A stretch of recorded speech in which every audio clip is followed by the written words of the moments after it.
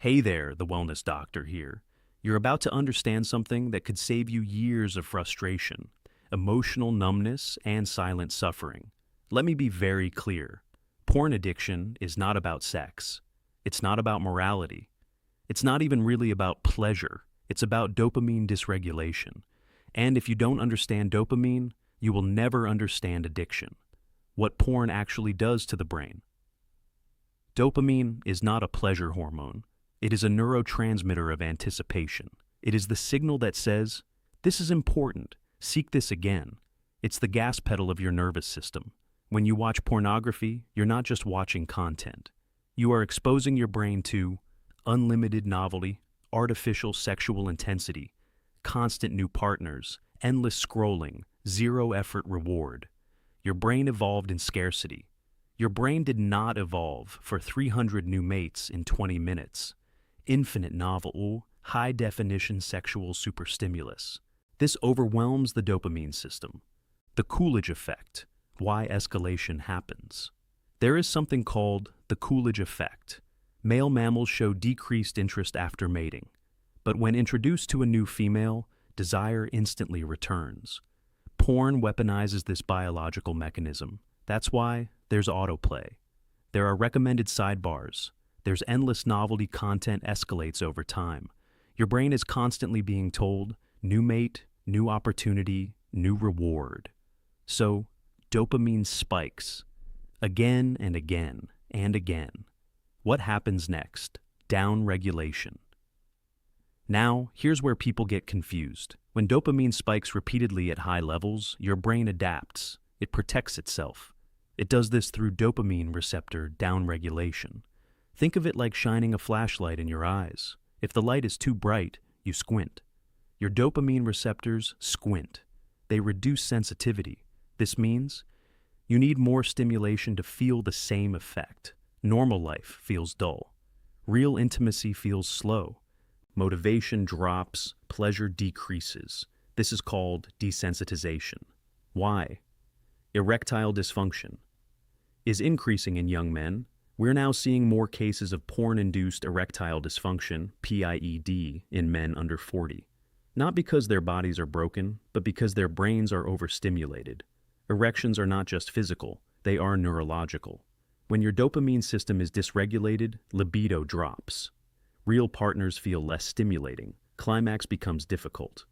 Emotional connection weakens. It's not that your body can't perform, it's that your brain isn't responding to normal stimulus anymore. The emotional damage.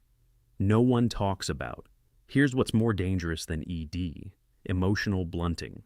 When dopamine is chronically overstimulated, you may notice music doesn't hit the same. Achievements feel empty. Motivation disappears. Relationships feel flat. You crave intensity, not connection. This is called anhedonia, reduced ability to feel pleasure. And this is where addiction traps you. You don't watch porn because you enjoy it. You watch it because you don't feel anything else strongly anymore. The industry knows this. The majority of porn is free. Why? Because addiction is profitable. The small percentage who pay are often the most desensitized. The business model depends on escalation. Novel dopamine spikes retention through craving. This isn't conspiracy. It's behavioral psychology. The recovery. The real solution. Now, here's the part most people get wrong. You don't fix dopamine overload with more stimulation. You fix it with controlled deprivation. And the most powerful tool, boredom. But not passive boredom. Active, intentional boredom. The science of using boredom. When an urge hits, dopamine rises in anticipation. Most people fight it, distract themselves, scroll, replace it with something else stimulating that still feeds dopamine. Instead, sit, do nothing. No phone, no stimulation, no distraction. Let the urge rise. Observe it, don't judge it, don't negotiate with it, don't suppress it. Urges follow a curve. They rise, they peak, they fall. Every time you sit through it, you are retraining your nervous system. This is called urge surfing in behavioral neuroscience. And it works. Environment control is critical. You cannot rely on willpower. You must change your environment. No phone in the bedroom, website blockers, delete triggering social media, avoid soft porn exposure, no late-night isolation scrolling. If someone has sugar addiction, they don't keep cake in the house. Same principle.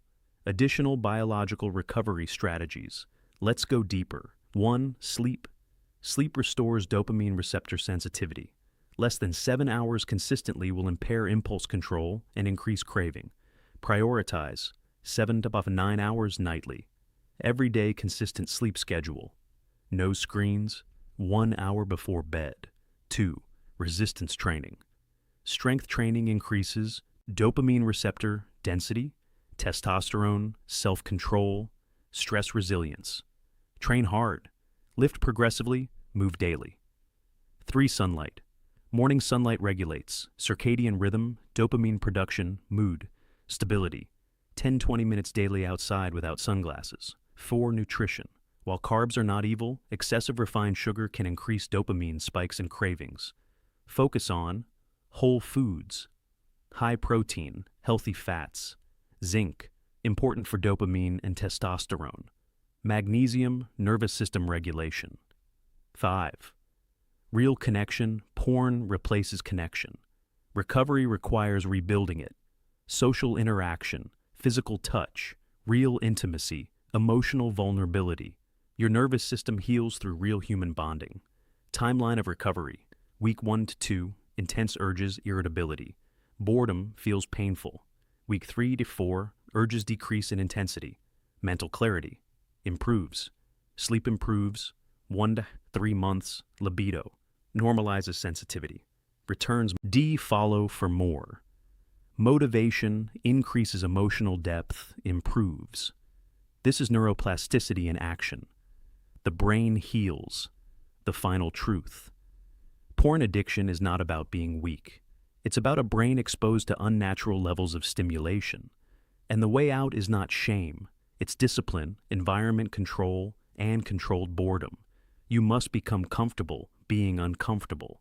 Because on the other side of that discomfort is restored drive, restored emotion, restored masculinity, restored intimacy. Dopamine doesn't need to be destroyed. It needs to be normalized. And that starts when you stop running from boredom and start using it as your weapon. Stay healthy and live well. See Izor. Ensure to like or subscribe.